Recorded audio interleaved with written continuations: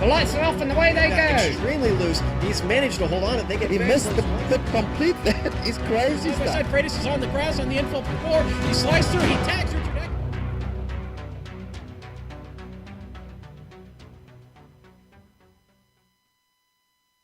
With so many drastic changes for Season 6 of the AMGSC, many questions about who will be the major players hung in the air for Round 1. Some of those questions have certainly been answered, but Daytona was a strange one in which fuel strategy played into the hands of a few known for being wizards with the loud pedal. Are we going to see those same drivers threatening for wins today at Mosport? We'll find out soon as we get ready to watch Round 2 of the Autobahn Motorcar Group's Sportscar Challenge, and you'll see it all live here on the Global SimRacing channel. Hi, I'm Joe Pekin. With me in the booth covering the prototype and GTE classes is Bill Soup Zahn. Keeping us up on the GTD class is Samuel Ryman. Behind the scenes is our director, the Dr. Amjad Yaman, and he's using cameras provided by Dougie Beard. Sam, the official name here is Canadian Tire Motorsports Park, but tell us a little bit more about Mosport. Well, to be honest, underneath the helmets, these drivers will be given this track and the turns a lot of different names today, some of which we might not be able to repeat on air. Even though there are only 10 turns on this circuit, they all pose a different challenge, and very tough challenges indeed. We're going to see a lot of drama and action in this next 1 hour, because we've got about a 40-car field here racing today on this 2.459 mile, that's 3.957 kilometers. So basically you're going to have about, what is that, one car every 10th of a kilometer? It's going to be quite crowded out there, that is for sure. But let's give you an idea of what this track looks like when you're the only car running out there with our GSRC lap guide. Alright, we've got Kevin Brown in the GSRC Z4, so let's do a lap around Mosport. The front stretch here is relatively short compared to most pit straights, and right away you dive into a pretty fast downhill right-hander. The main worry is not to let the car drift wide, because the grass to the left can easily send the car spinning into the inside wall. Immediately after that, you're thrown into the scary Turn 2. A super blind crest with only slippery grass between you and a punishingly close barrier makes it critical to get this one right. Next, drift the car to the left of the track for Turn 3. It's an early apex and then the corner opens up on the exit. The normal line will take you over to the right side and you're going to plunge way downhill through Turn 4. Only a slight lift to help keep the car to the left and set you up for Moss Corner. With the track raising back up, you can brake super late and still get the car to turn in, which means passes here are flying on a wing and a prayer. But you've got two apexes, and the second one is easily the most important. The sooner you get on the power and the less you clobber the curb, the better, because every inch of traction counts since it leads onto the Andretti Straight. This is basically the long climb back up to the top of the hill we just plunged down. This is where you see most passes set up, since it's the longest flat-out portion of the circuit. But as if it weren't hard enough to pass elsewhere, it doesn't end in a heavy braking zone. Instead, we enter the S's, and it's possible to go too wide and defend from the outside. If you can hold on into turn 9, the left-hander, you'll switch to the inside. Then finally, you'll sling it through turn 10 and return to the start-finish line where you finished a lap around Mosport.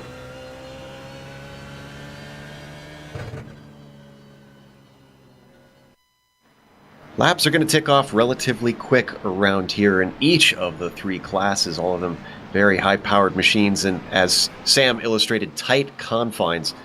And with it only being one round done, confines are tight as well in the points battles. Bill has the update for where those three classes stand. Yeah, like Joe said, with only one race in the books, pretty much these points are going to reflect just how they finished the last run out. But it'll give us a chance to get used to silly season here. We can see how some of the teams play out. Let's start with the prototypes. And you see that you have a privateer up on top there, Laura Costa. Now, we heard in the interview, he's from Brazil, and when the time change takes effect, it's not only just going to move that race 1 hour later for him, actually going to move it 2 hours later into Monday night. We may not be able to see him through the whole season.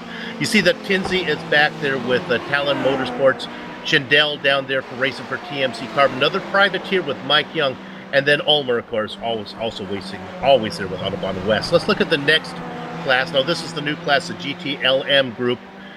John Paquin up there with P1 SimSports. He's back. That team's a little weak. We'll see how they do in the point standings. Darling's a privateer. Jeffrey Ooms is back, and they are with OAD Racing. Then you have Clan OAD.net. That's Ryan Bird and then Billy Smith. He's teamed up with Ulmer. That's probably a very strong team. Let's go over the last one there, GTD Championship. And it's Bradley Haley up there. He's the only Renair driver to be on any of the top 5 overlays. Gerard's a privateer this time, as is Benjamin Hackison. Dennis Severtek is down there, another privateer, and then Brandon Gracia. Now, he's going to be good. Let's go ahead and look over at the team championship. You can see how it's playing out. You have Renair up in front there. Bradley Haley doing most of the heavy lifting on that one. Ulmer and Billy Smith enough to put Autobahn West in second.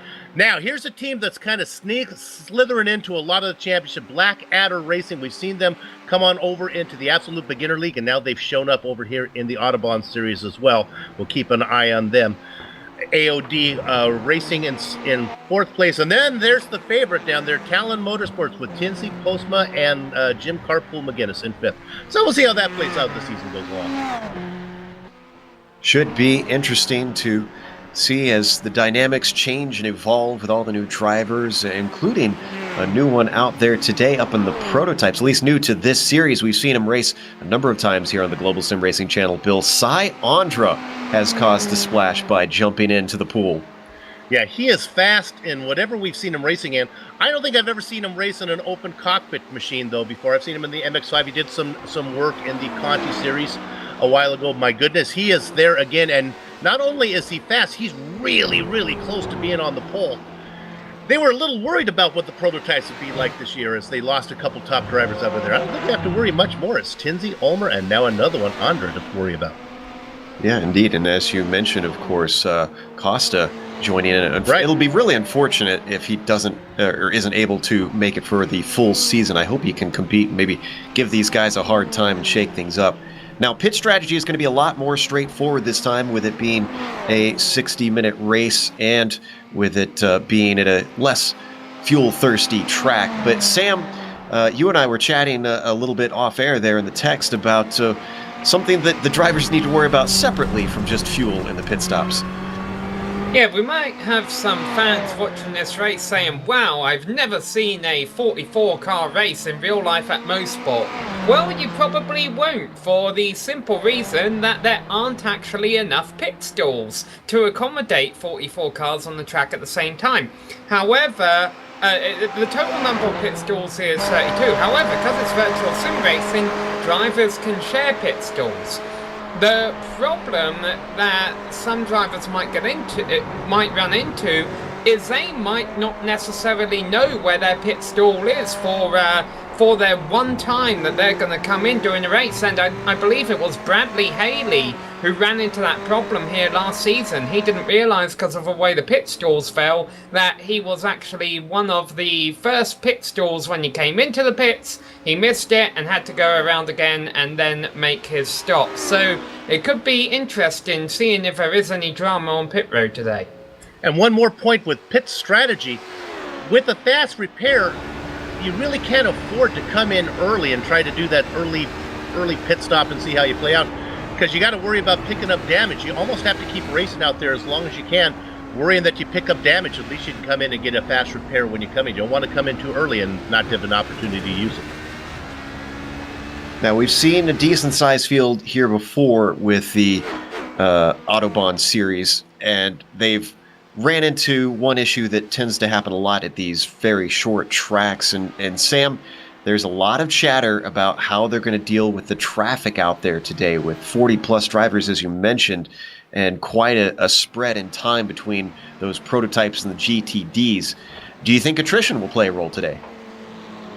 I definitely think it will, and I think that's something that, as Soup just mentioned, you're going to have to consider when making your strategy. Is you're going to want to pit as late as possible, or if you do get a dent in the front of your car, you're probably going to want to pit as soon as you can then, if your pit window is open.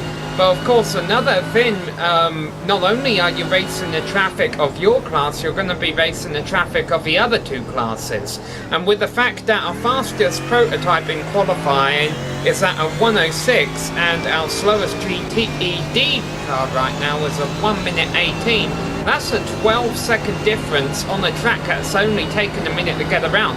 That's 5 laps, and that's even if those two cars started the race at the same time. Well, of course, that's not going to be the case. They're going to be spread out when they're taking the green flag. We're going to see lap traffic starting as early as about lap 3 or 4. It'll be frantic since cars won't have had much chance to split apart. There'll be a lot of battling going on among cars within their class and having to navigate the other classes at the same time. We expect it to be pretty exciting. We'll try and hop on board our prototype leaders when they first start to run into that traffic.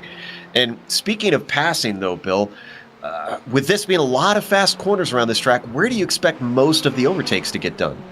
Yeah, I think we're looking at 2 major corners here. One is 6 and one is 8. Moss, not so much getting into Moss, but getting some good bite coming off of Moss. Give you a good run down the Andretti straight. I think your best passing zone is going to be into corner number 8. That's where we're going to see most of it, and that's interclass passing.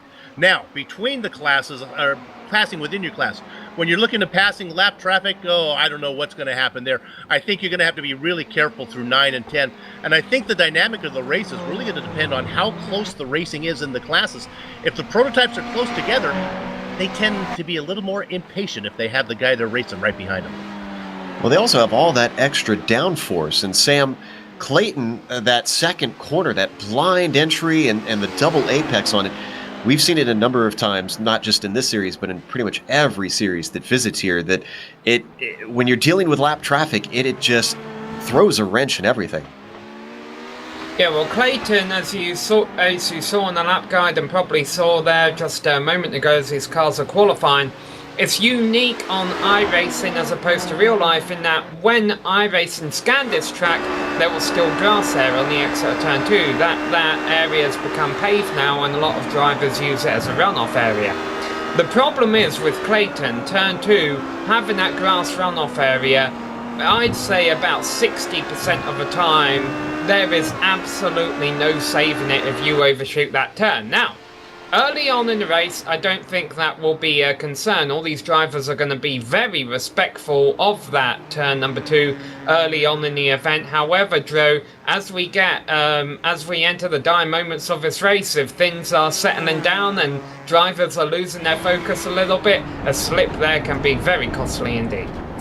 I'd say you're a little optimistic about drivers being patient and careful at the start of this race. I don't know if that series necessarily will see that, as drivers will be anxious to try and make moves. I think they will be weighing the risk, but the way that everybody has upped their game, Bill, we keep talking about the flood of talent coming in. I almost wonder if we're going to see less patience now as the stakes have been raised. I'm looking at the GTLM's qualifying right now. Here's some old veterans, John Paquin, Billy Smith, Paul Darling going at it again. Yeah, I think this is going to be really competitive. Let me put it this way. We'll see if that competitive plays over into aggression. But yeah, this is a big field. Boy, this is going to be fun. I'm excited to see how it all plays out. 44 cars have put a lap time in. We're waiting for the last chance qualifying to complete. And if you wonder what the last chance qualifying is all about, well, each class has their own 15-minute qualifying section. If you cannot make the time allotted to your class, as we see a spin there from Jeff Hooper to the inside of turn 8 into the S's, and that's going to finish his qualifying. If you can't make the allotted time for your class, you're allowed to come out for this last chance qualifier in mixed class qualifying. Now, the downside to that, of course, is that you can't put a lap in your allotted qualifying time if you want to come out during this time. So you can, if you put the car out on track at all, you're not allowed to be out here right now. And the other downside to that as well is with it being mixed class, you have a bigger chance of maybe having your lap ruined by a faster class trying to come through or coming upon a slower class car, as we see Paul Darling and his GTE machinery working his way around. Now, speaking of these GTEs, Bill, I'm looking at the qualifying, and there's a distinct separation there in the order.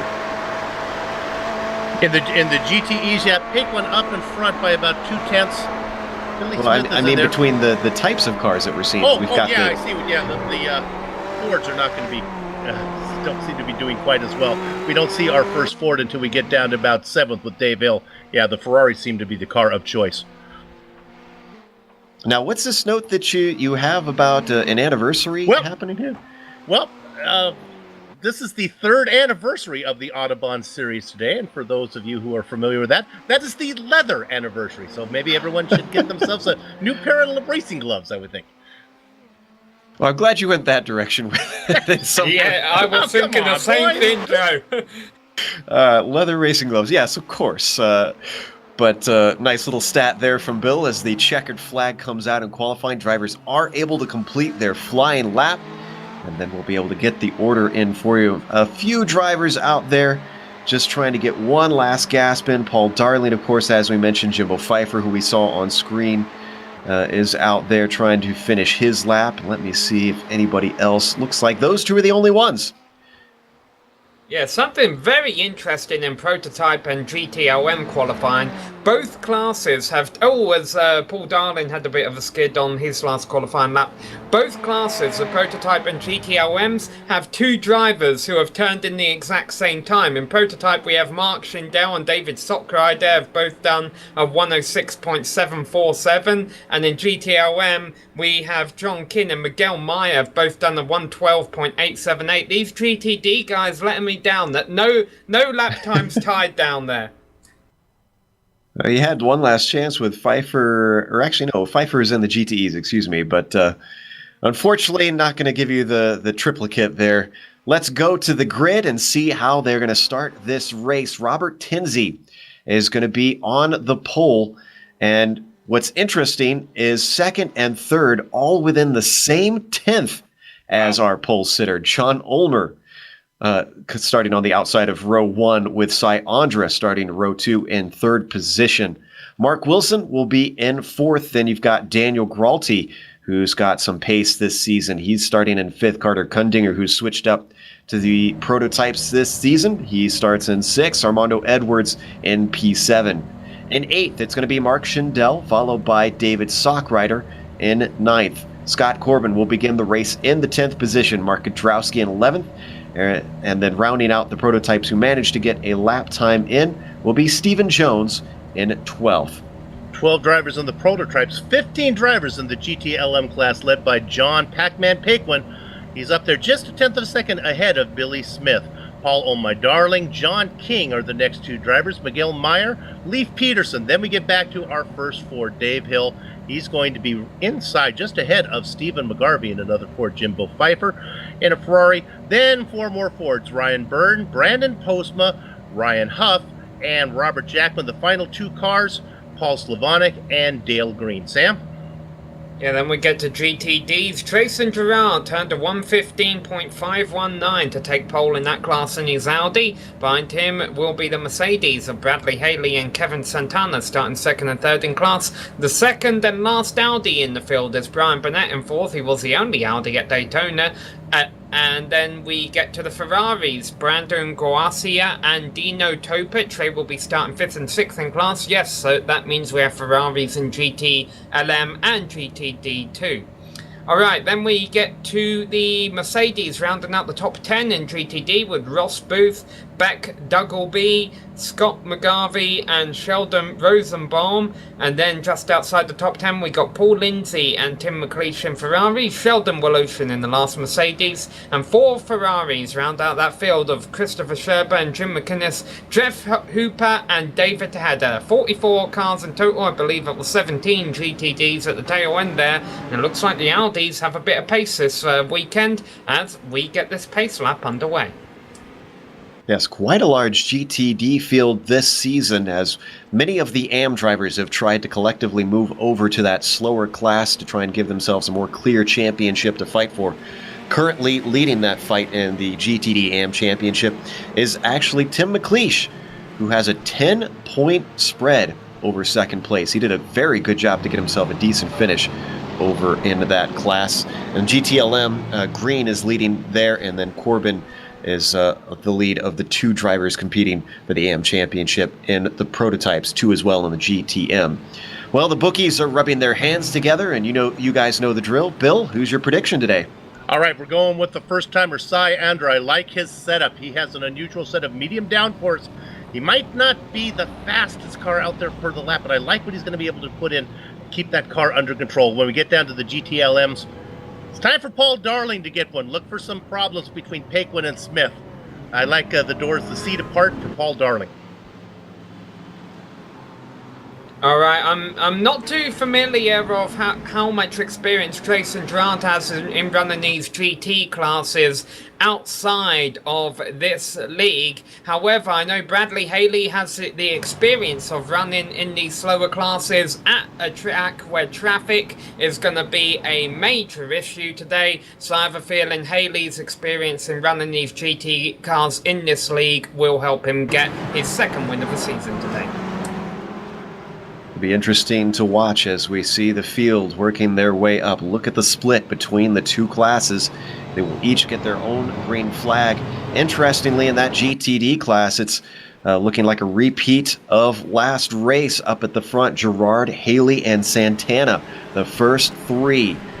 Is it going to be similar as last time as well, with lots of mistakes and those top GTD drivers leaving it to the last man standing? We'll have to wait and see. Robert Tinsley leads the way, however, in the prototypes as the roof pace car peels away. He gets the green flag. He waits quite a while, and that actually puts him under threat as up around the outside. John Ulmer gets himself a good launch, but going the long way around in through turn 1. He can't quite hold onto it.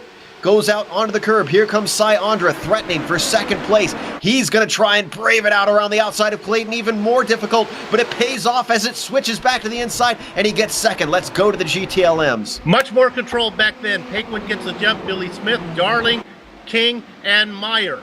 Sam? Yeah, jump also by Trayson Gerard in GTD. He leads. Ulmer is off. I'm sorry to interrupt. From the front. We'll get to it in a second. Let's stick with the start of the GTDs. Yeah, looks like a nice clean start up front here. Let's see what happened to Ulmer.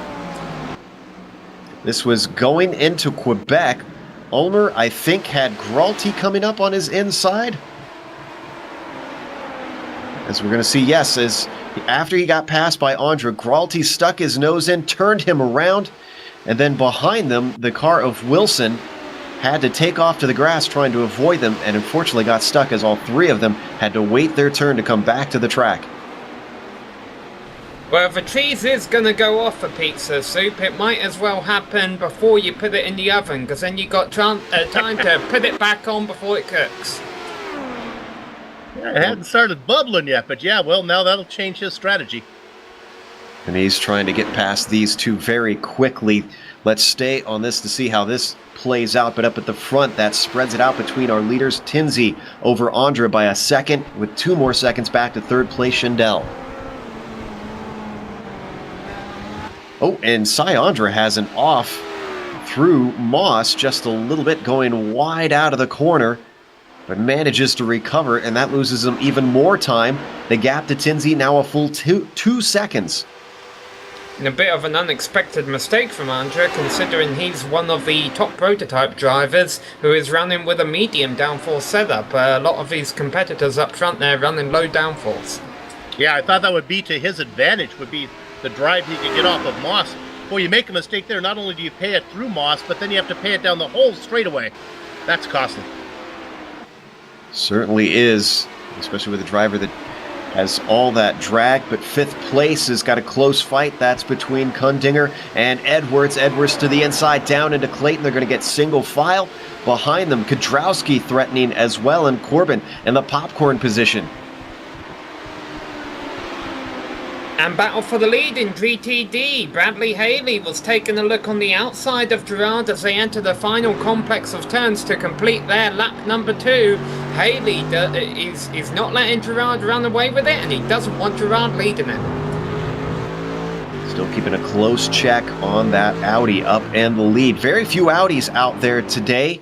They're not as popular as the Ferraris and the Mercedes. Gerard trying to make good of that less than desirable car as they come their way through Clayton. A little bit wide there at the second apex for the Gerard. The Audi kind of like Cinderella. Nobody thinks much of it. And then when the Audi comes to the ball, it steals the show. And behind them as well, they need to worry about Santana if they start battling. He's not too far back, and that could make it a 3-car fight as they come into Moss one more time. It sounds like as they come here onto the Andretti straight once again, we might have a fight over in the GTLM, so we'll switch over there in a second. We'll see if this battle starts to get hairy as they get the draft down this long straight. Haley reels him in, but he runs out of track. So let's go over to those GTLMs, that battle for 4th. Yeah, the podium drivers have all pulled away, so you're looking at John King. He's got Miguel Meyer behind him, Lee Peterson 3rd in line. Then you get to Stephen McGarvey in the Ford. There has not been a lot of passing back here. Everyone's still racing pretty much in the position that they qualified in. But the only driver to make a move is Stephen McGarvey. He's up one spot. The passing is about to start at the back of the field because Robert Tinsey has already caught our GTD tail enders. And boy, he's just passing them left and right. He actually puts a couple wheels off. And we Jimbo saw Pfeiffer also off. Yeah, through Moss corner. In the meantime, actually, we hop on board Tinsey just in time to see him take to the grass, coming up to the car of Jim McInnes. Manages to keep it going, but as you said, things already proving a little bit hairy here as Woloshin is next up. No incident limit, so he can afford to run on the grass if he keeps his car under him. But in a few minutes, once he gets around a few more cars, then he gets to that long train of GPDs. And that's going to be good for Cy Andra. Right now, they kind of sprinkled out there, but in a minute, he's going to get to a real traffic jam. Indeed, his first up in that train is going to be Sheldon Rosenbaum. Oh, look at Sheldon's car. What has he done? The beautiful paint scheme is gone. I mean, that's beautiful too, but Sheldon. Well, he's and Haley's taking advantage of the traffic to try and make a move on Gerard for the lead in GTD in turn 1. It didn't work, and I think he's going to have to give up the ghost for now because there's not really any good overtaking opportunities around here. But Gerard was offline getting into the second corner, now into Quebec. He has to hold to the inside. He is feeling extremely threatened, and this is allowing Haley to get a run off the third corner. Now they're going to be side by side down into turn 4. Can he stick his nose in? Down into Moss. Passes here can sometimes be possible, but he's not brave enough on the brakes. And I say traffic helped. Of course, that isn't the case. The prototype traffic hasn't caught these guys yet. Haley's doing this all on his own. But here comes Tinsey. He's going to catch them very quickly here. The prototype's much faster through the S's, those final back and forth curves through the last part of the course. Haley looking to the outside once again, almost runs into the back of Gerard, and now they have Tinsey coming up around the outside. Splits him momentarily, waits patiently behind our GTD leader. Brandon Gracia got off in front of Dino Topic. Well, was this contact with Topic, Bill? I don't think so. I think Topic just collected him. Actually, I think it involved Cy Andra might have... Oh, my goodness, that was right. That Cy Andra going, the second prototype almost got collected. There's Andre, you can see. Scything his way through our GTD leaders, but no incident happened, so he's able to continue on, but he's lost a lot of time discovering why we call Tinsey Bob the Blade, as he's now 3 seconds back from him. Yeah, Gracia has rejoined the race after his spin. His car doesn't look too badly damaged, but he's all the way at the back of a GTD class now, which is unfortunate. He's been running up front after starting in 5th. Let's take a look at the replay of this spin. After that, we'll check in on the GTLM leaders to see how they're faring. Gracia coming up to turn 8. I'm not sure if he was caught out or if just that was driver error, and wow, a huge hit from whoever that was that climbed over the nose of his car. And then Jackman was just turned by Slavonic. Jackman took a hard shot into the wall. I think our director have found it. Is this in the same corner, coming into turn 8 here? Oh, yeah, just on the exit. Yeah, well, Slavonic, who gets in the wall, and we saw the result, he's in the pits for, well, we'll be able to take a free repair. Boy, a huge battle between Carter Cundin, who just made contact and gets run off. Him and David Sockrider just split a GTD car 3 wide, Bradley Haley as a matter of fact. And there was a bit of contact between them, but they both continue. Mosport living up to its reputation. Just behind them, you can see the green and black machine of Ulmer has already made his way through half of the prototype field and gotten back up to 7th. He had a bad start to this season, and today is not looking like it's going to fare much better. He's trying to make his best out of the situation. Bad news for Slavonic fans. He is officially retired as Ulmer goes right through the middle. That was braveness. Armando Edwards and Jason Gerard. That was our leader in the GTDs, actually, that he did that to. No respect for whatever number of lights are on the side of that class leader. And see, Haley hasn't lost too much ground to Gerard back there. Meanwhile, yeah. Here we go. Now this is Smith. He has been being pestered by Darling the whole time, and I think Darling has a good chance of getting this one done. That's Darling on the outside. Look at the drive he gets. Sure enough, give that spot now to Oh My Darling as he moves up into 2nd. If we can drop back a little bit, how about a shout out to Lee Peterson? Remember we were looking at that battle that was led by Mark King when he was running up there? Well, King has been passed now by Stephen McGarvey and Peterson up to 4th.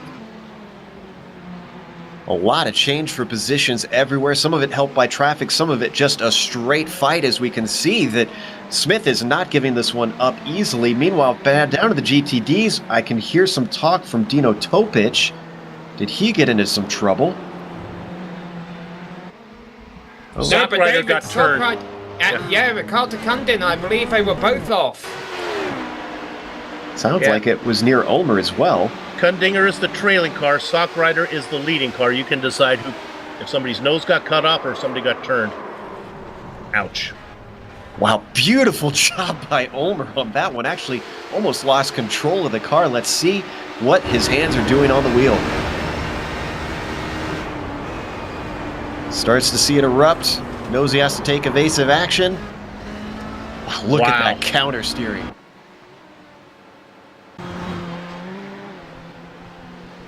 Well, despite the bad start for Ulmer, he's already up to 4th, and we are only 12 minutes into this race. He's made good on that pace and then some. He still has a 16-second deficit to our overall leader. It's going to take something magical for him to challenge Tinsey for the win. Tinsey, Yeah, after getting done with the GTDs, is now working through the GTLMs right now. Man, he is. I see it, Robert. It's something special he's doing. went back to check what had happened to toe pitch. I didn't see a whole lot. Sorry, I think we got trouble for Mark Kudrowski. Oh, and Ulmer. Oh my goodness, just when it rains, it pours. Everything was happening as once as well because Syandra made contact with traffic through Clayton. Nobody went off, but let's watch this replay first of Ulmer, and this was driver error. Kudrowski had a self-spin, and then Sam saw one as well. What was I guess Syandra, huh? Here we're going to look at Kudrowski. Just a little self-spin. Boy, the prototype's having a hard time of it. Here's Kudrowski coming into the final set of corners, also a self-spin. You know, Ulmer, I think, from that one might have been pushing a little bit too hard to make up his time. I'm not sure if we need to bother to go to Andra's incident at this point so much to keep track of. He was within a second of Tinsey, but him having to deal with that traffic and potentially maybe even taking damage depending on how hard he got hit. He's down to 2 seconds back once again. Yeah, but that's okay. He was 3 seconds back when I checked one time, so he's made up a little bit of time. It's been yo-yoing back and forth. Carter Kundinger is giving a good challenge on Armando Edwards in the prototypes. This is for 4th and 5th as they work their way past Dale Green. Oh, big mistake there from Edwards, and he's under threat down into Clayton. Holds to the inside. Comes back to the racing line, and he'll be safe for now in that 4th spot. Ulmer and Kudrowski, meanwhile, come into the pits, I assume for repairs. I don't know if they're able to make it to the end from here. Certainly doubt it. Seems awful early. Oh, and we had an off for John King. I'm not sure if it's worth going back to, though. This was in Moss Corner. That loses him a couple positions. And the GTEs as Dave Hill and Miguel Meyer goes by. Let's go to John Paquin, because we're going to have kind of an eclipse here. We have Paquin. He's the leader in the GTLMs. He's working through traffic. And right behind... Oh, that's look at that light blue car. That prototype just got together with Tejeda. That is Tinsey. Here comes Tinsey trying to find his way around. Hooper trying to get out of the way.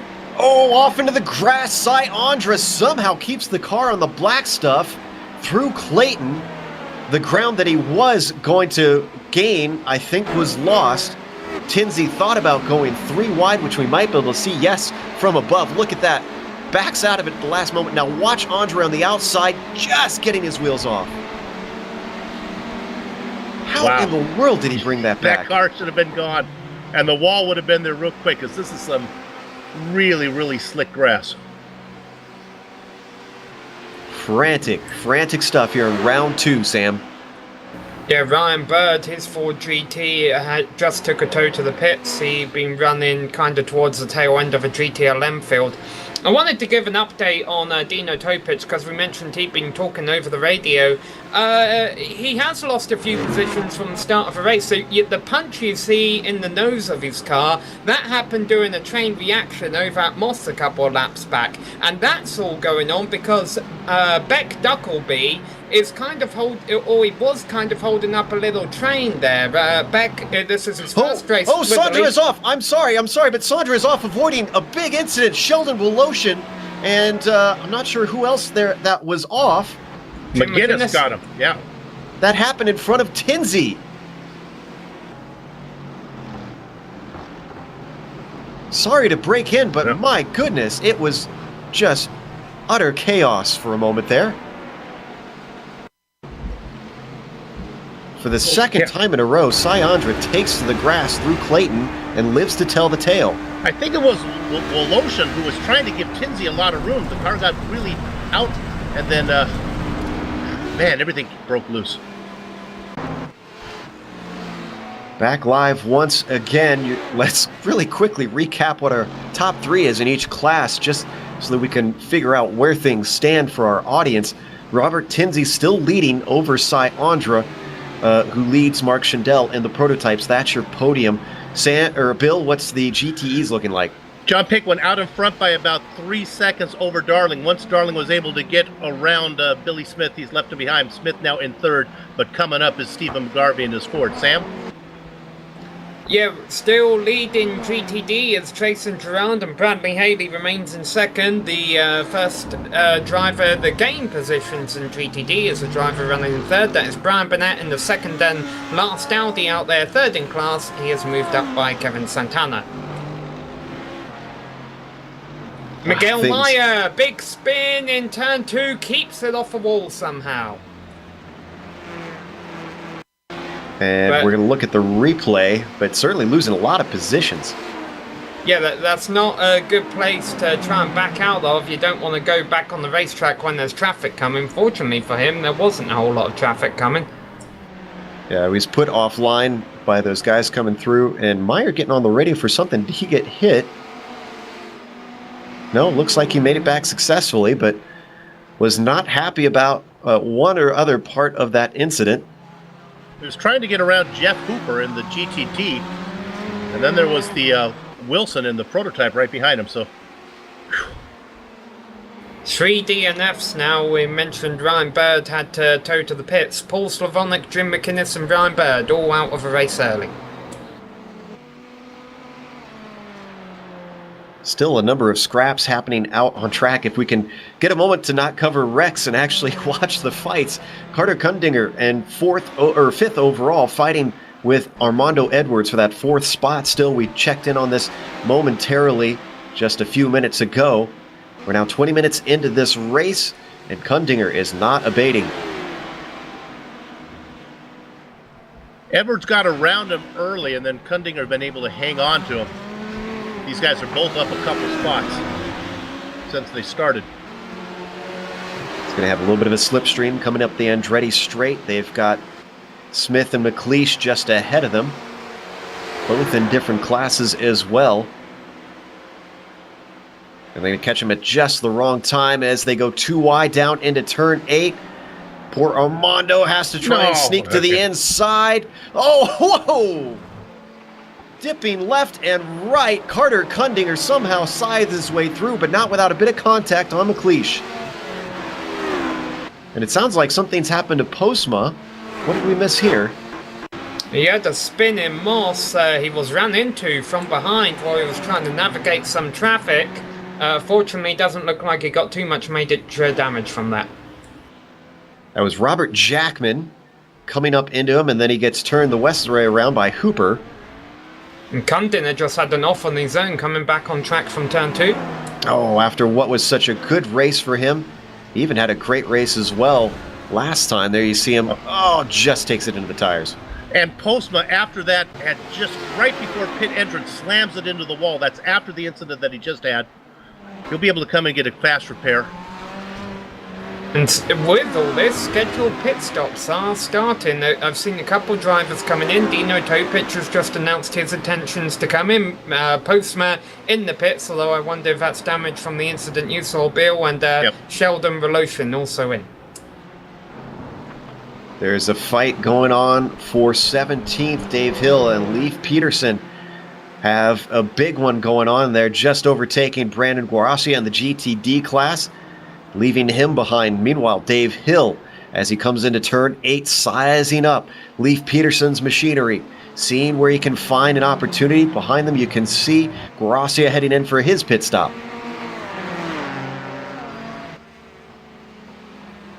Guarassi had that dreaded first stall, it looks like. This is interesting from Sheldon Voloshin. I believe he just served his pit stop, but he's rejoined the track and still has some damage to his front. So I guess he said, no, I'll save a free repair for later in case I'm in another one. Got quite a train going on down in the GTDs. Beck Duggleby has a huge bunch of cars behind him. Now I'm trying to figure out if Paquin's from a different class, so he's not fighting with him. And look at this, we've got Edwards coming through, still dealing with Corbin. That's a battle for this point, and they've really pushed. Oh my goodness, that was Duggleby got really loose.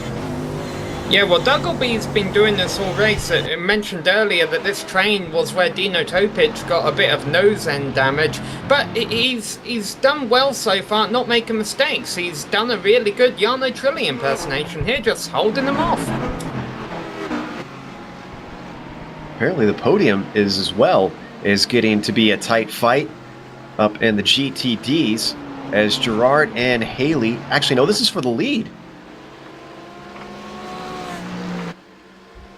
This is Brian Burnett and Santana battling for third on the podium. Now, Santana started ahead, but Burnett got by him early. I want to keep half an eye not just on this fight for third, but the fight for the lead in the GTDs, because Haley's been keeping it with less than half a second on Gerard. There you can see the fight there as the Merc tries desperately to reel in that Audi.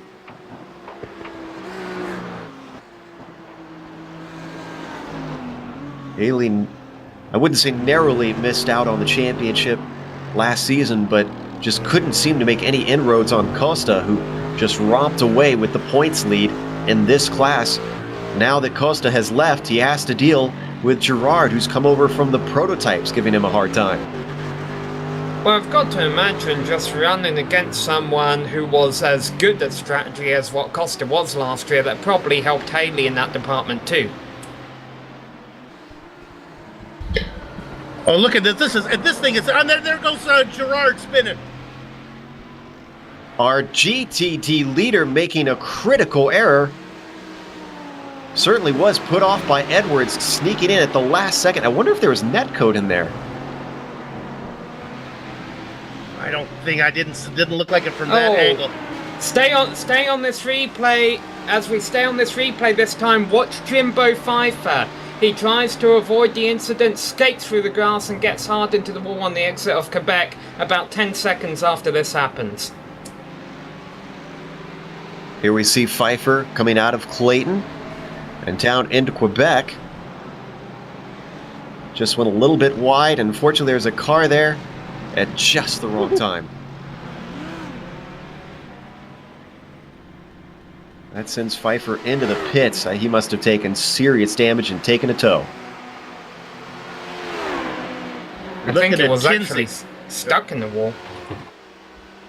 Go ahead, Bill. Interesting P1 stuff going on up there. Tinsley's been really aggressive going through traffic.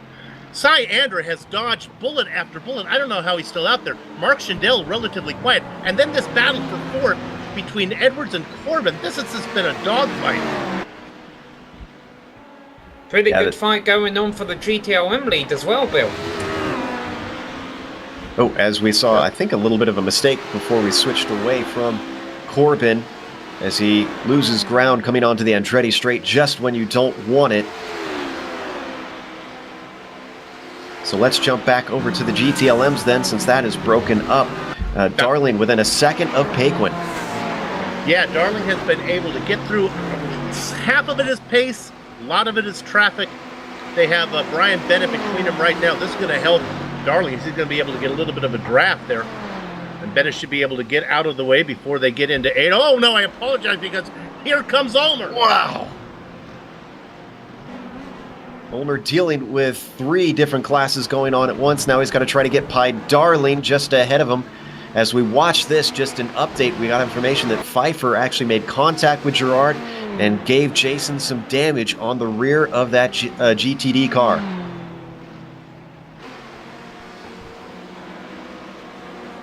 Looking at Billy Smith in third in the GTLMs. Up, Daniel Geralti off, sliding like a trombone on a toboggan, and he's into the wall. That's it. That's the second time fans in Turn 2 would have seen a car pointing at them in the last lap. Miguel Meyer just did that a few moments ago too. I wonder if it's not exactly a lull of a race, because there's a lot of action going on. Maybe the tyres are just falling off a bit there right now. And while that was going on, Jason Gerard has just had a horrible hit. Bang! Wow, this is a lot of stuff in a row for Gerard. We found the replay. Let's see what happened.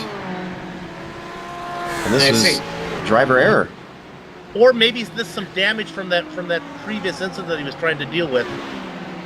Yeah, you see a bit of damage on the rear wing, and he just gets a bit too wide. Also, lucky he didn't collect anyone else when he came back across the track there. Also, of course, probably trying to compensate for his mistake and catch back up with the pack. Well, after a second place finish at Daytona, it doesn't look likely that he's going to repeat the feat here today. Look at the damage on that Audi. Crunchy roll looking very crunchy on the front of that car. That's going to leave it down to Bradley Haley on the GTDs to try and run away with this thing and see if he can get another win. For the record, we're not even halfway yet, so there's still plenty of time for this thing to still get turned off its head even more. And so I was watching toe pitch into header get very close to going through a couple turns, but they're alright. How about we jump to the GTLMs with Peterson and Hill, because they are in a tight little tussle, and they've got Mark Schindel trying to squeeze through. This could break it up as they head down into turn 1. And let them continue their fight all on his own as they get by before they hit Clayton, although looks like Schindel held up a little bit by Lindsay ahead of them. Lindsay and the slower class, so now he's going to get in their way. Yeah, there's quite a mess coming up here as they're coming up. Peterson has, look at this, this is Rosenbaum in a battle up here with Meyer in the GTDs. Excuse me, I was on replay there for a moment. Look at Peterson just got right up into the back of Rosenbaum. And now that's going to open the door, I think. Is Hill going to be able to follow him through? No, it's not quite brave enough, it looks like. Wants to try and preserve the car. As Sam mentioned, drivers trying to weigh those risks. Now he finally gets past Rosenbaum down into Clayton. I was going to say this is all part of a Duggleby train still, but it's not the Duggleby train anymore. It's the Scott McGarvey train. McGarvey's got by Duggleby. So, boy, lots of cars here on this portion of the track together. Duggleby, though, working on a... Working now, Meyer back there in the battle as well, and here comes Peterson now up from the other class. Oh, this is great racing. Yeah, well, they might want to be a little careful around Meyer. He's had a few offs in the last few laps, and of course the problem is every off makes your tyres dirtier, it lowers your confidence a bit. So Meyer probably just wants to get out of this. And then just to make it worse, here comes Kudrowski in the prototype. He's got nowhere to go. Finally gets a little bit of a break, but he's boxed in by the car of Peterson. Tries to think about sticking his nose in, thinks better of it. Now he's got a little bit of a stretch with that pit straight. He should get 1 and then 2. Meyer did a great job. What I learned in student driving class, compromise and separate. He saw the issue there, he backed out, left some room. Good job there from Miguel. In all of this, though, one thing we should mention is that Cy Andra has not given up on Tinsey. I'm not sure if it's through traffic or pace, but he's reeled him back in from what was, I think, 6 seconds before, down to under 2. We're getting word that Billy Bob has really been making aggressive moves in traffic to try and get away. Or Tinsey has, excuse me. Billy Bob is our spotter here today helping. Billy Bob, right? But wow, I did not expect things to tighten up like that. I thought that Tinsey was going to be able to streak away. Boy, I think it's just impossible for him to get in a rhythm. Oh, and let's go to Andrew about just 3 seconds ago, the shortest replay you can get. Boy, he just got into the back of Brandon Gracia. Man, Andra is doing everything to try to stay with Tinsey. Looks like just... Here it comes. You'll watch this. Point. Man, a hard hit. And that was great driving by Gracia to not lose the car. But that is definite damage, I would think, now on the front of Andra. Yeah, and their teammates, too. Oh, boy. It's going to be an uncomfortable post-race meeting. Well, at least the swapping paint match. As we get a little bit of an angle there on Andra to try and... it doesn't look too bad, amazingly. Tinsey coming into the pits. Andra coming into the pits behind him, and Tinsey gets held up on pit entry by David Tejada. This is a big time game for Andra. And he's complaining about how slow they're going in the pit lane. Meanwhile, Corbin has had a big problem coming out of Quebec. He was stopped on the side of the road, and he was at a portion where he really couldn't turn it around, had to do about a 20-point turn to get himself going. Here you can see on the replay, doesn't really hit anything, just kind of slides it into no man's land. 20-point turn gets that name because you lose 20 points when you do it. And Tinsey comes out of the pits far ahead of Andra. I think it's got to be some damage. They actually pulled into their box at identical times. They both hit the brakes. They stopped at the same time, but Andra was in there much, much longer. Oh, and Sock Rider hits Maya, and they're both around in turn 2. Keep it off the wall, though.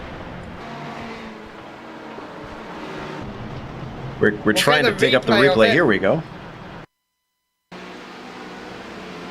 Coming into Clayton around the outside. Again, just slight miscalculation. Unfortunately, it looks like Meyer maybe understeered wide slightly, couldn't help himself, and miraculously, they both stay out of the tires. Wow.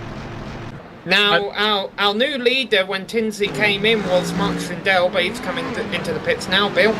Not sure if he's going to get credit for leading a lap. Maybe he will because his pit stop might be across the start-finish line. Yep, he got one. Of course, I don't believe they have a bonus point for leading a lap in this series. Oh, but it means so much to you. Your wife. Those stats. Of you. Yeah. Tinsey returns back around to the pit exit and is going to take it away from Schindel. And actually, let me check my stats. I think Schindel took a podium last. Yes, he did. So Schindel's having a nice little season. He's going to return into 4th place, it looks like. Armando Edwards is able to get by in all that fracas.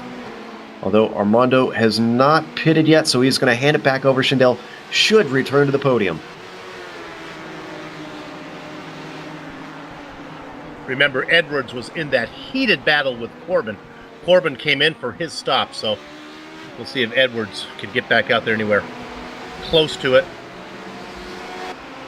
And Jason Girard again. I mean, if this is Steve Jones, maybe turned him around this time. This has got to be the end of the line for Girard. Yeah, I suspect that he used his spare car. Go ahead. Yeah. Yeah, his car's got heavy damage here, and he's not in a hurry. They get it moved. Prototype is Jones behind him here. Now, I don't know if Jones got him or if Girard got loose first. Well, Jones has been apologizing on the chat. Yeah, there we see on the replay where he tips him. I think that's contact. Yeah. That looks very close to contact to me, and Girard sensibly just lets the car head off into the grass where he can take a tow. Well, it still is. Now he's taking a tow. Hey, All there right. we go. Armando Edwards, meanwhile, is in the pits, so that puts Schindel back into that podium position. I think Girard was just going to sit there for one lap until Jones came all around so we could see the damage he did. Hey, battle for the GTLM lead. We saw this last time at Daytona, and it's the same 2 players, Paquin and Darling. Kudrowski's going to split them momentarily. Darling waits patiently behind for the prototype to try and sneak past the GTLM car of the leader. Going to hold him up just a little bit. Way offline, he loses it. Paquin goes around, and he goes into the tires. That's going to hand it over to Darling. And there was definite contact there.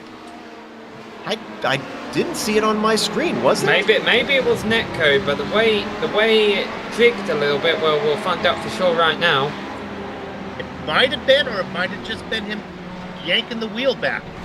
It looked to me like he was out in the marbles. And I think he took a tow. He's out of the race. Paquin is disconnected from the server. Boy, that's a tough one to call, man. That's so close to a dive bomb, but when you look at it, man, that prototype was there. Now, that one may be a different point of view of how that one played out. I probably would have expected the prototype to come through, honestly. Yeah. Now, this will hand over second to Billy Smith. Although he's 6.5 seconds behind our new leader of Darling. And it's going to take quite a bit of effort for Billy to try and pry that lead away here with only 23 minutes left to go. In fact, he's going to lose even more time as he pits now. Probably a wise decision given the amount of traffic he was racing around right there. Most of the GTLM guys have yet to come in. Oh. Darling, Hill, Peterson. Go ahead, Sam. Yeah, Jeff Hooper was one of those cars, and he just spun next in turn 1. A couple of scary moments. No one hit him, though. There you see him trying to get back on track. This is live. As the privateer Ferrari waiting for a gap, and I'm not sure that one is going to be coming anytime soon, and he finally gets it as he tries to get the car turned around to where he can get going. At the same time, Billy Smith is going to be exiting. Now, what's interesting about Paquin taking a tow here, and I think, yeah, he's already disconnected, Bill. You mentioned this last time at Daytona, that he doesn't seem to really have much interest if things go wrong, even if he has a spare car. They do have drop races in this one, so he might just say, okay, I'm not going to get these points. I'm going to be strong enough. I'll just set on out. But yeah, John likes to be leading. Most of our pit stops are taking place at this point. Paul Lindsay is in and out. So is Beck Duggleby. Duggleby, of course, a newcomer to this series, this rookie season. In fact, I believe this is his first race. Yeah, I wonder if Duggleby will lose a few positions during this round of stops just because of a train he was holding off. Now, there's something interesting here. Ulmer is up to 4th right now in the prototypes. I'm not sure if he doesn't have to come in one more time, though. He's already made a stop, but yeah, he's been out there for 21. What do you think? I think he's got to come in. Yeah, he made it very early on. Jimbo Pfeiffer is going around the track right now without a hood, and that's something you kind of need. He already wasn't having a great day. It just got a bit worse. Takes quite a bit of curb on the inside of Moss, and then continues on his way up the Andretti straight. We did have a little bit of a fight between Ryan Huff and Robert Jackman. That just got split up by Tinsey, who's going to be able to sneak through. Whoa! As he almost sends Huff off into the dirt on the exit of that corner. Let's quickly go up to Paul Darling real quick. I want to talk about a prototype driver that's just going around him here. Daniel Braulty must not have had a good night's sleep or something. He really hasn't been a factor. He should be much higher up, racing about, 13th right now in class. Hasn't been a factor, working on Dino Topic. Remember, Braulty was involved in that incident with Ulmer at the start. That's right. And that put him back. And I believe he had a second one somewhere along the line. And since then, he has certainly been on the back foot. He's working, that's Brian Bennett he's trying to get around now. Wolshin up there. He's got 56 seconds up to Sockrider, the next driver, who's in 11th. So Braulty, despite having a good first race, doesn't look like he is going to be able to do that once again.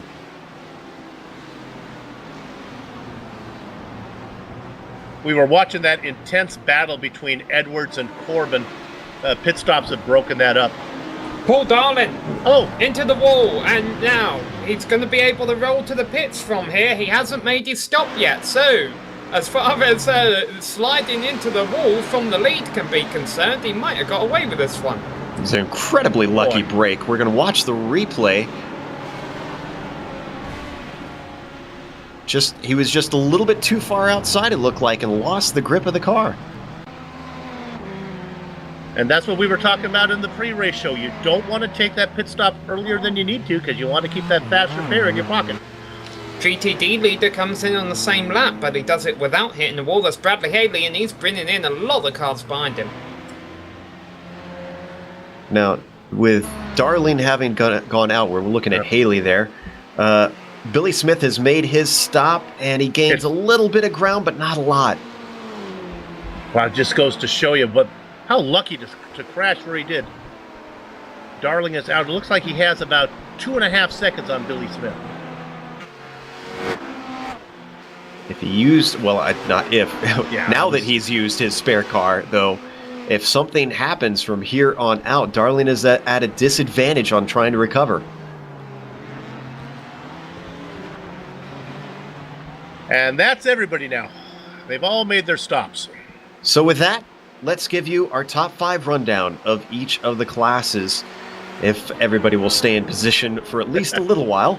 Tinsey still leading the way, and he's got 8 seconds over Sandra. I suspect that, or Andra, I should say, I suspect that Sai is maybe losing a little bit of pace there with that nose damage that he probably got earlier on through Clayton. Mark Schindel is running in third, 5 seconds back from him. John Ulmer recovered from that early incident from the very back of the prototype field up to fourth still. This is not going to feel good after starting on the front row. And then rounding out our top 5, Carter Kundinger, despite a major incident earlier on, is still rounding out the top 5. And I think the big cheese might need to come in. I'm talking about John Ulmer, one more stop before the night is over. In the GTLM, it's Paul Darling, 2.3 seconds ahead of Billy Smith. Darling out there with a nice, fresh machine. He should be able to hold off, all things going well. Stephen McGarvey in his Ford, up several positions. Oh, I missed. Billy Smith is in second. There we go. And then we go to Stephen McGarvey in third position in his Ford. Another Ford is going to be Dave Hill. And then rounding out your top. Whoa! Oh, Dave Hill is off big time. It's going to hand fourth over to Leif Peterson even. So change of positions, and Jackman is going to take fifth. We're going to watch the replay. Coming into Quebec is where this happened. Man, I was hustling through. That almost doesn't seem fair to commentators' curse. I was just passing through, Dave. Well, the TMC driver did it himself even, as he put 2 wheels into the grass, and that sent him right to the tires. So then we're going to Peterson, and Robert Jackman then is going to move up into fifth. Sam? Yeah, well, leading the GTD class ever since we saw Costa Gerard get into his trouble is Bradley Haley. The battle for second is still on, and in fact it has intensified into a three-way fight here between Brian Burnett, Kevin Santana and Dino Topic, although I'm a little curious about Topic here because I remember him running a lot further back than that. I've got to double-check his strategy here. Meanwhile, fifth place in class isn't too far behind this group, and that's Ross Booth. A lot of it, and Sayandra. Oh, he's had an off. This looks like it was coming out of Quebec. He just drifted a little bit wide, and despite the medium downforce, ooh, wow, that was Daniel Gralty sneaking by. We're going to see in a second. We might want an onboard after this. Just tipped his wheels into the grass. Wow, that was a lucky escape. Man, it's hard to spin the car there and not hit a wall. It's so narrow. And then Gralty, yeah, here we are riding with Daniel. And it's blind coming in with the wall to the right. Doesn't see it until very late. Beautiful move by that SRN Motorsports driver. After that, things did change beneath them, which changes the complexion of this prototype race because Ulmer overtook Schindel for third, which now bumps him up into second. So we thought that maybe he wouldn't be able to recover, but look at this. Yeah, but does he still have an extra stop to make? That's a good point. But it'll be quick and boy, but yeah, all the guys behind him are pretty darn close. Ulmer 16 seconds behind Tinsey, Schindel right behind him, Andra right behind him, Kundinger, yeah. Well, Kundinger's 25 seconds back. I think he should be able to salvage fourth at least if he has to make another stop. But one driver who won't have to make another stop, and I had a question about it a moment ago, is Dino Topic, who's up there, the fourth in class, not too far behind Brian Burnett in second in class. That's a three-car train you see here, second, third and fourth. Topic pitted early, and that's allowed him to leapfrog a lot of cars during the course of the race. Ooh, Santana has a big off and manages to return after almost making contact with Topic. The two chattering over the radio. Santana asked Dino if he liked that move. So Santana holding on to that podium spot just for now, and Ulmer is in.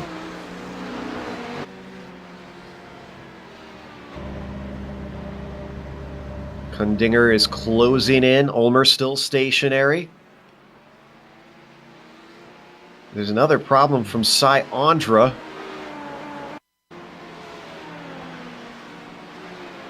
Ulmer is rolling. We're going to go replay. Here we see it.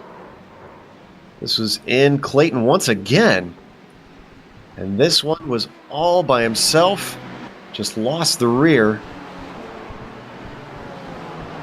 And Joe, you are absolutely right. Ulmer was able to come in, get the little bit of fuel that he needed, and still stay ahead of Kundinger. So he is now, well, I'm showing him in 4th. Is he actually still behind Andra? He is indeed. He's got another 17 seconds to make up on Andra, and, well, Andra has not been without his mistakes.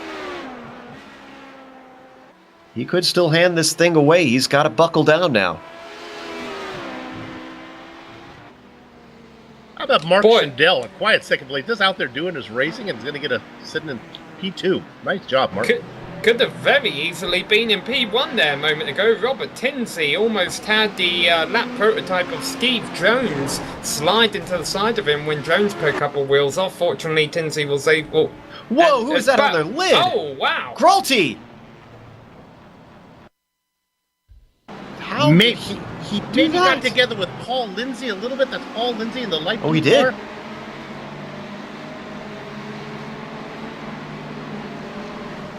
Yeah, there was the contact we saw on the replay. It might have been netcode, though, to his credit. And I think, you know, I kind of don't blame Gralty on that one. I would put that one more on Lindsay, just drifting off to the side, not realizing that the HPD was coming. Because poor Gralty, I mean, he got a little bit of criticism over the radio from other drivers, saying how many times he's been off course. Got to calm down or something, but that's that one wasn't his fault, no. Yeah.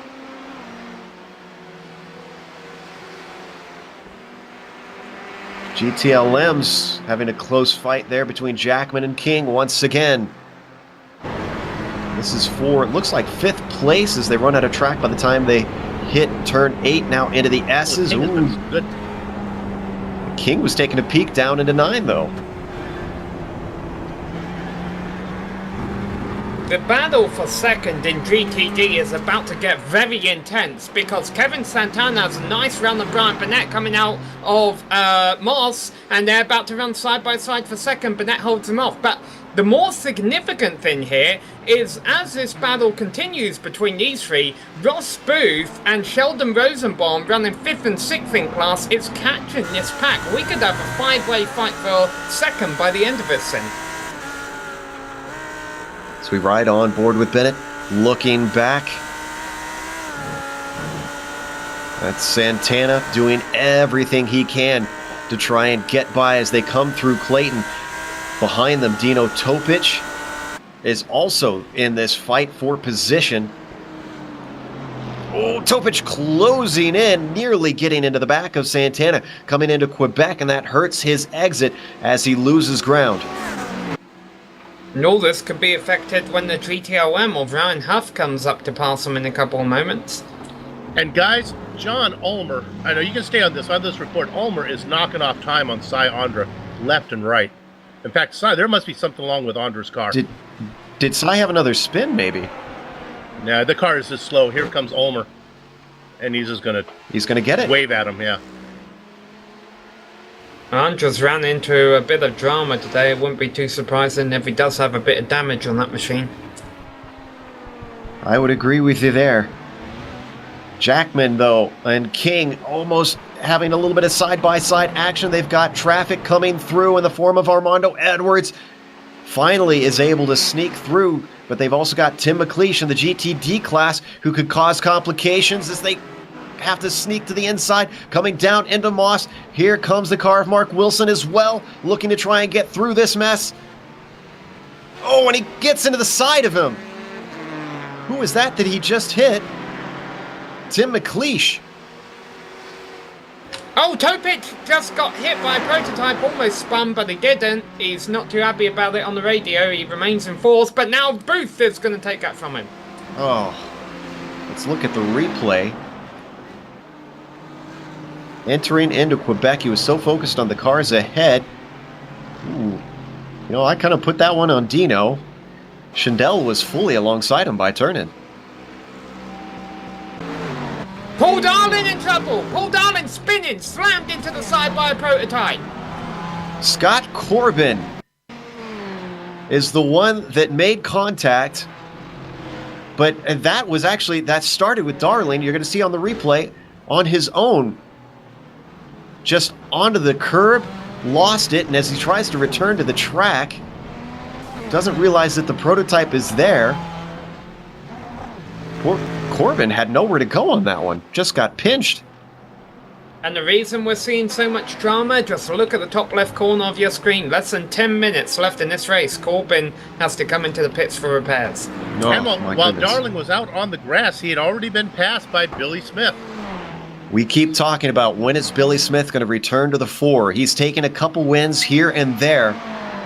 Well, this is going to be his best opportunity in a while, Bill, to try and take a GTLM win here in the middle class. This changes things significantly. Darling is able to continue, but how much damage does he have? Can Stephen McGarvey start to run him down? I've been watching. He's knocking off about half a second. It looks like a lap. Not sure if there's going to be enough time.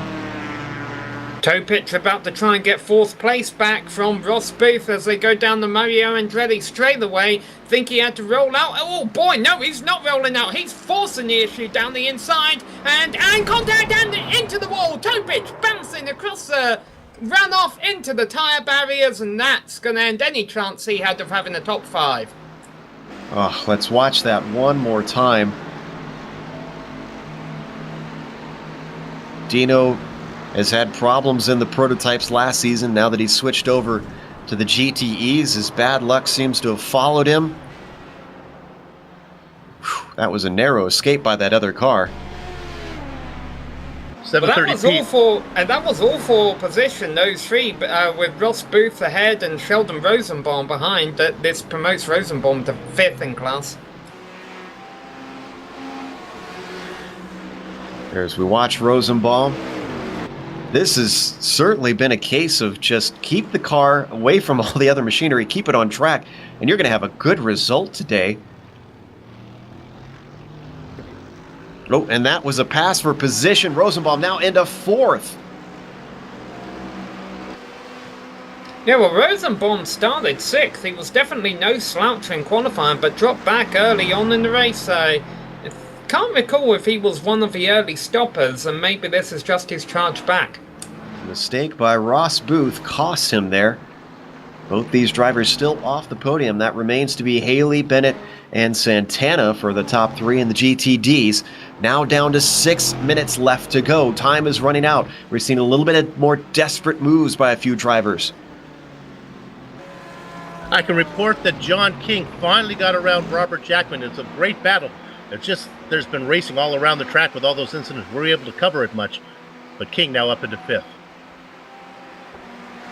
Beautiful job by King, the Club Asia driver, up a little bit late here tonight. I'll tell you what, with the retirement, or at least the substantial damage to toe pitch, another bad day for Ferraris in GT3. The top Ferrari in that class, GTD, the top Ferrari in that class is now Brandon Groasia. Don't forget the AM class fighting in the GTDs quite a bit, as Tejada and Sherburne are incredibly close together down there. Sock Rider having a big off in moss and getting a lot of moss on his tyres and all over the car. Let's watch the replay. Looks like under braking down through turn 4 into Moss hairpin. The rear just coming around. Would have been a beautiful drift if he had held it, but not quite. Let's go to Cy Andrick real quick in 5th position, which is soon going to be 6th, and right after that is going to be 7th, because here comes Mark Wilson, gets him, and then let's come along, let's bring in Edwards as well. A little bit of contact there between Andra and Wilson. And let's throw in Tinsey lapping those guys just to make it a little frosting on the cake. Oh, Ross Booth running 5th in GTD, just got knocked off track, trying to save it, grazes the wall. He got knocked off track by Mark Kudrowski, and that's not what Booth wanted in the closing moments. Let's look at the replay. That was ambitious to say the least by Kudrowski down at that second apex. I don't think he was ever going to find. By Booth, it could have been a lot worse. Yeah. I don't think that gap was ever going to stay there for Kudrowski. Watch here from just on the roll hoop. Those cars naturally pull out like that, Bill, but then they want to come back. Battle for second in GTD in the closing moments between Burnett gets turned. Burnett turned by Santana, racing for second place. Can he get go? Whoa! Whoa! My goodness. Kudrowski was there as well, and Billy Smith, our leader in the GTLMs. And Burnett struggling. Burnett struggling to get back on the track safely. Well, and I should report, Smith and Kudrowski both made contact with the wall, so how much damage does Smith have? Is this going to bring Darling back into things? Let's watch this replay from Smith just off the car. And he was taking avoiding action. That's when he got into the side of Kudrowski. Just miscommunication and the chaos, yeah. Come back live. And the good news for these drivers is they only have to suffer through this hell for 2.5 more minutes. I think Billy Smith is going to be okay. Finally, they'll find some relief after the checkered flag. There you can see Smith holding the gap at just about 8.5 seconds for now. Oh, and Burnett has gone off again, so going to lose even more positions now after fighting for second just moments ago. So Santana will essentially win that battle for second, and that promotes Rosenbaum onto the podium. Let's go to Wilson had an issue. Wilson and Kudrowski are all stopped. Kevin Santana involved in this one as well. Okay, maybe Santana won't get second in GTD.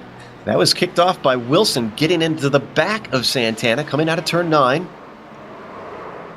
And this is all right in front of Tinsey. That's Tinsey getting through all of that. I think the stewards are going to have a little bit of a refresher course after this one about inter-class traffic and how to deal with it. Yeah, I'm going to say, Sheldon Rosenbaum doesn't need to be in that refresher. Somehow he's worked his way through it all to be second in class now.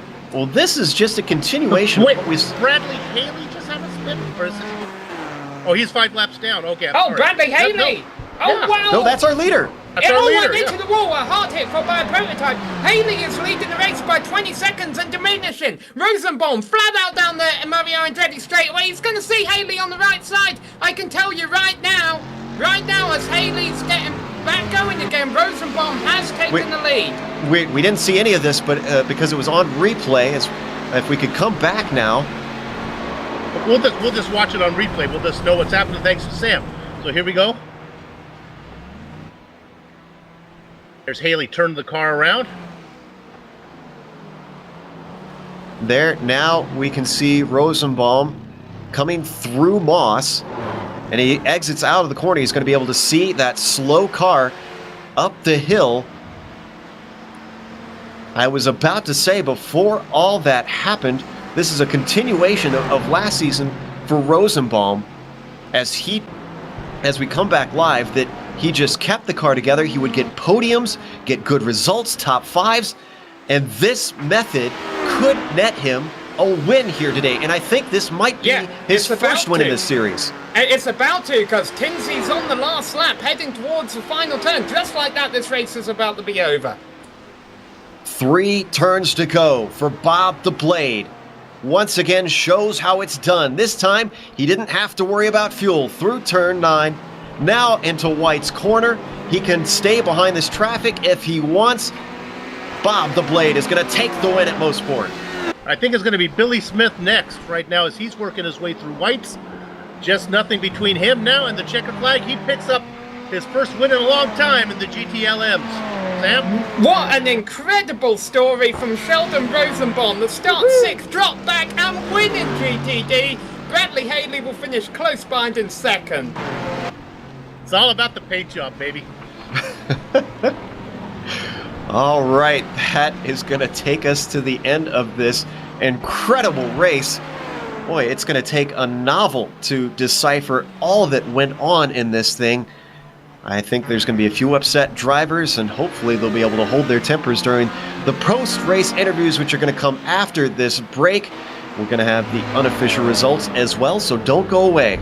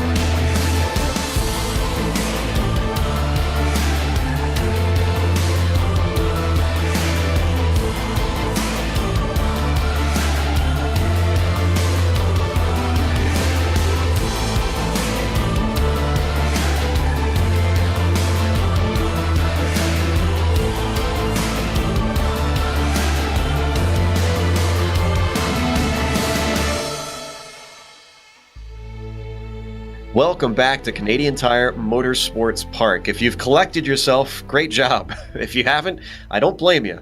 It's a lot to take in, these three classes around this short and frantic track. In the end, after he didn't manage to win the first one, Tinsley has gone back to his winning ways and taken P1.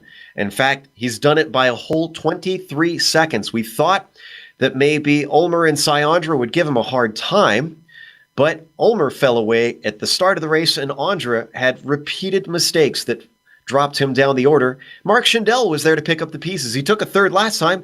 He jumped up one position and got a second. Wonder if he's ever going to see a win this season. Ulmer recovered to a third place, but it wasn't without its dramas along the way. He's been talking to a lot of drivers post-race, giving advice. Carter Kundinger as well was not without his mistakes, but still keeping himself in fourth position. Armando Edwards got himself into fifth, and Steve Jones, we didn't see a whole lot of him, but he took a sixth place. Cy Andra, his damage towards the end dropped him further and further down until the third place qualifier brought it home in seventh. Mark Wilson was eighth, and then David Sockrider was ninth. Scott Corbin, with incredible drama there towards the end of the race, finishes in 10th. Mark Kudrowski as well, running into a number of cars, rounds out our finishing prototypes in 11th. Bill? John Paquin was your early leader, but you won't see him up there. You're going to see him down in 40th as he ran into trouble. So our winner today was Billy Smith. He was as far back as third. He gets the win. Paul Darling up a spot into second. He had a taste of the lead too until he had a couple incidents. A very quiet run in his fourth for Stephen McGarvey. Gets that final podium spot. Leif Peterson right behind him. John King was in a battle with Robert Jackman for the last half of the race. He gets the better of it. He finishes in fifth. And sure enough, Jackman loses another spot to Dave Hill, who gets sixth. Jackman in seventh. Ryan Huff, Dale Green, Brandon Postma, and Miguel Meyer round out the next group of the GTLMs. Sam? Sheldon Rosenbaum takes an incredible victory over in the GTD class after a late mistake by Bradley Haley, which saw him fall to second. Kevin Santana was involved in a spin late on in the going, which dropped him to third in class, where Scott McGarvey, much like Rosenbaum, had a quiet race and was good enough for fourth. Becker Duggleby spent most of his race looking out of his rearview mirror, but it paid off because he finished in fifth place in his debut with the series, ahead of Brandon Gracia, who is a new driver to the league. He was at Daytona where he got fifth. Another solid top 10 finish here today in sixth position, ahead of Paul Lindsay in seventh. Then we get to Ross Booth, another driver who had been having a good race in the GTD class, but fell into some trouble late on. He will be eighth in class, and behind him will be the first Audi of Brian Burnett, after it looked like Audi were going to have such a good day today. Tim McLeish rounds out the GTD top 10 in 10th place, ahead of David Tejeda, who was running towards the rear early on, but capitalised on mistakes by the drivers to finish 11th. Christopher Sherburn and Jeff Hooper, also in Ferraris, they finished 12th and 13th in class, ahead of the Mercedes of Sheldon Woloshin and Dino Topic, who was running in the top 5 in GTD late on in the going, but ran into a late race incident. Daniel Grolty also had a bizarre incident late on in the race. It wasn't going all race long for him in the prototype class. He ended upside down. Jimbo Pfeiffer and John Paquin, they are GTLM drivers who did trouble, as well as Jason Gerard, who was dominating the GTD class early on. Well, maybe not dominating space-wise, but he definitely had control of the field until a couple of incidents see him end up way down the order, and then three early DNFs who retired from the race after minor incidents really were Ryan Bird, Jim McInnes, and Paul Slavonic. Joe? Oh, poor Sam got the bulk of the field call out there at the end. And a driver that passed a bulk of the field over and over is our overall winner, Robert Tinsley, who looks to early on in the race to be pushing quite a bit with the traffic. And Bob, we have to ask you, was Cy Andra on your tail pushing you to make a little bit more aggressive moves trying to get through the field? Oh, yeah, he definitely was. I was a little sad to see him join the server because I knew he'd put a lot of pressure on us. And some of that pressure was relieved, though, with Ulmer having an issue on the very first lap, falling down the order and having to recover. Do you expect that now it might be a fight between you and Cy, or possibly with Lauro Costa, if he can make as much of the season as possible? Definitely all of the above.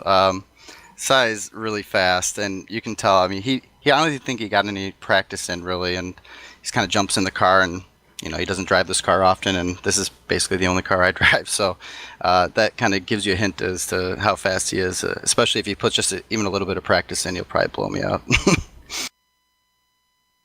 Now, the team's championship is going to be up for grabs once again.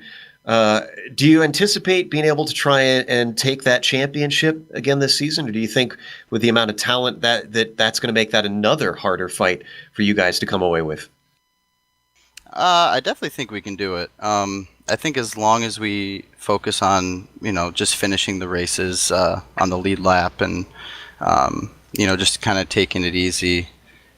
Easy for me to say, right? But yeah, as long that's kind of been what I've been doing the last 3 or 4 seasons or whatever it is. I just try to make sure I always at least get on the podium, even if I kind of screw up. So I think that's the key, is just to always put in the consistent results. You don't have to win them all. That certainly seems to have served you well over the last few seasons, giving you multiple championships. Again, congratulations on the win, and hope we get to see you at Sebring. Thanks a lot, fellas. Take it easy. That's Robert Tinsey, our winner in the prototypes. And checking to see who we have up next. Looks like our winner in the GTLM has showed up. Billy Smith, our winner. It's been a long time. Billy, congratulations. Good to see you back there on the tallest podium spot. Thanks. It has been a while. I think that one kind of fell into my lap there. Boy, it sure did. You qualified second. You dropped back a little bit. Darling got around you. A testament to just keep racing out there. But, man, there were incidents. You probably had dodged bullet after bullet out there. Yeah, the track was so greasy with all the cars. It got really loose about lap 5 or 6, and that's when I started falling back. I just couldn't lean on it through the corners.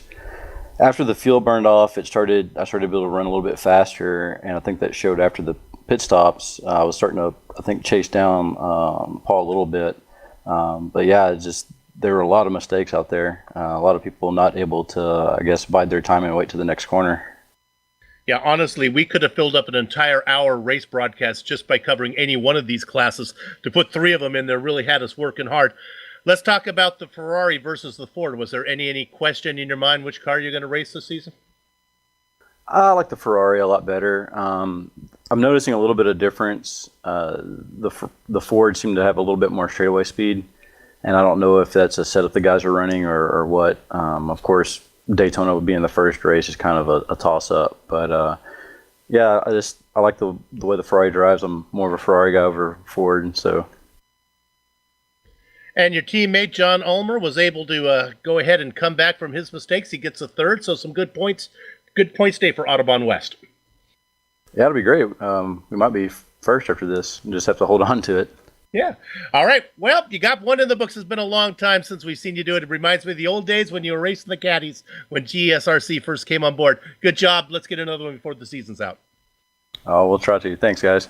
Billy Smith II, your winner today in GTLMs. We don't have our winner in the GTDs yet, and just want to make another call out to Sheldon Rosenbaum. If you're watching, bud, come and talk to us on TeamSpeak here. I'd love to interview you. In the meantime, we do have a podium finisher in the GTDs to talk to Sam. Kevin Santana is going to be joining us in the booth here.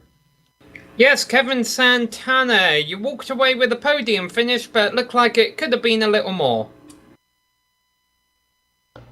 Yeah, I'm not sure what exactly happened. I haven't watched the replay yet. Well, are you satisfied with this podium finish, considering the fact it was such a chaotic race out there? I'm always happy with the podium.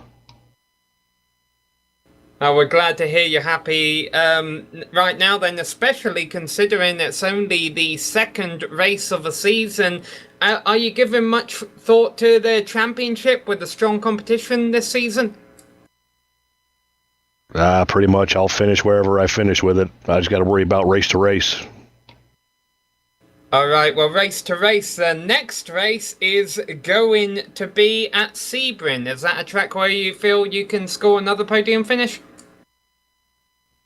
Hopefully, as long as I can keep it on the concrete. Kevin, is Soup here? I miss you up in the prototypes. Why the change this season? I did the prototypes a couple seasons ago. Then last season I was in the GT1s and wanted something different. All right, well, so far it seems to be working out for you. Thanks for coming to talk to us, Kevin. We wish you the best of luck at Sebring. Thank you. All right, that was Kevin Santana, third place in the GTDs. But up next, we're going to be talking to Cy Andra. Only came home in seventh, but certainly was challenging for the win earlier on in the race. And Cy, I don't know if you were listening to Robert's interview, but you were putting the pressure on, and he's feeling it a little bit. It seems like just maybe you need a little bit of help learning how the traffic flows in this series. Oh man, if there was one sentence I could use to caption this race, it'd just be mistakes were made. So many mistakes, and they kind of just pile on top of one another. But yeah, I may have made a few mistakes in the pit stops, and that led to me scrambling a little bit to catch Robert. And the first lap, it kind of went my way, kind of didn't, because I let Robert gain a little bit of a lead, which helped him through traffic. But come Sebring, I think we'll have a different outcome. Now, admittedly, this was an incredibly difficult race to come into this series on, too. But do you take anything away that will help you going over to Sebring next week, 2 weeks from now, rather?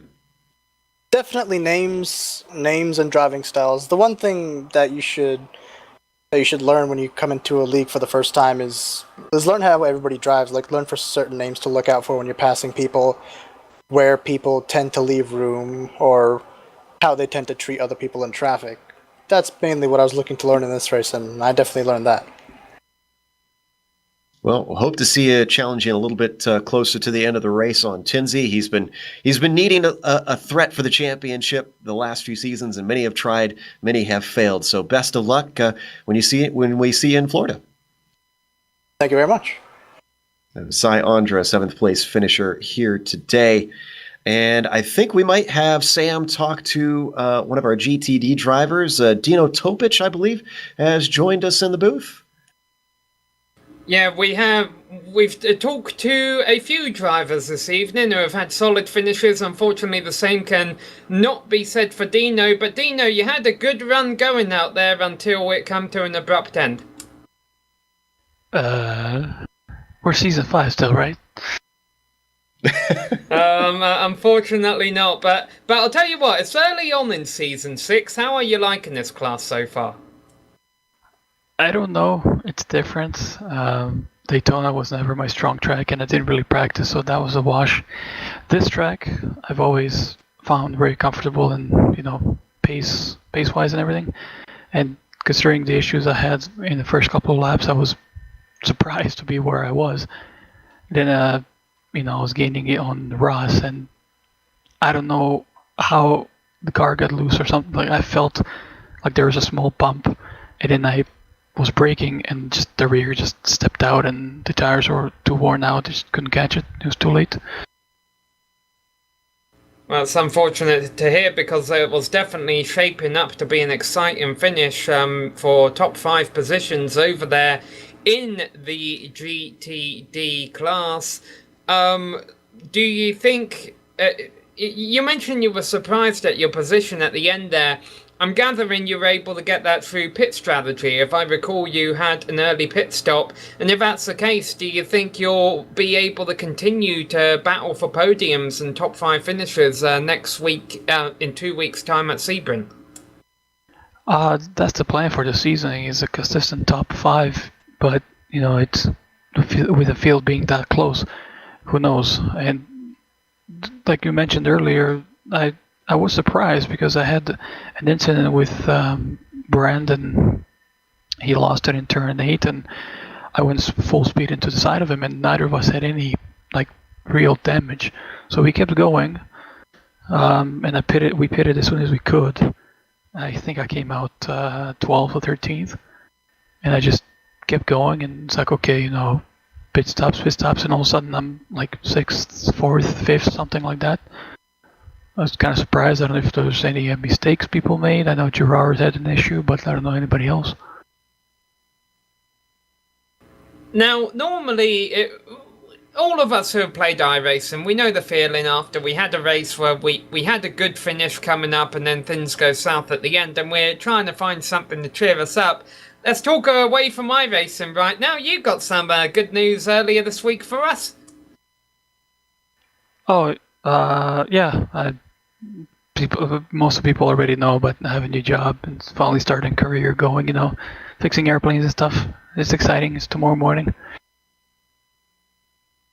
Well, we hope that will cheer you up after not the best finish to the race today, but you know what, Dino? You've proven you have pace early on in the season, and I believe there's a couple of drop weeks at the end of the year will be counted in the points, so we wish you the best of luck at Sebring in 2 weeks' time. Definitely, thank you very much, and great broadcast as always. I'm watching it right now. All right, that was Dino Topic in the GTD class, hoping to try and rebound at Sebring and get his season on course. In the meantime, we're going to take a break for another 2 weeks' time, and then we'll come back. But we do want to thank the Autobahn Motorcar Group for sponsoring the AMGSC, as they have every season. And a big thanks to John Ulmer and his team, who get this thing to come to air and as well get all the races and the cars out on track week after week. Thanks to the companies that provide the software and hardware for our broadcasts are listed here on your screen. Additional thanks to Eric Ekholm and Casey Lalonde, who provide our wonderful music. See the screen for how to get a hold of more of their great work. Thanks to the team today, Bill, Sam, Amjad, and Dougie, as well as a big thanks to Billy Bob Wright, our spotter in the background, who fed us lots of valuable information. We needed it, that's for sure. If you'd like to find out more about GSRC, including upcoming races, you can find it at globalsimracingchannel.com, or you can check out our social media. We're on Twitter at GSR Channel, and we're on Facebook at just Global Sim Racing Channel. The next race, 2 weeks from now, Sebring. That'll be Monday, October 23rd at the same time, 9:15 p.m. Eastern. Don't miss it. A little bit more wide open track, a lot more space to try and get by the cars, but very bumpy, very punishing. We also have upcoming races for other series listed on the screen, so check those out and mark them down on your calendar. However, until next time, race clean, race hard, and we'll see you on the track.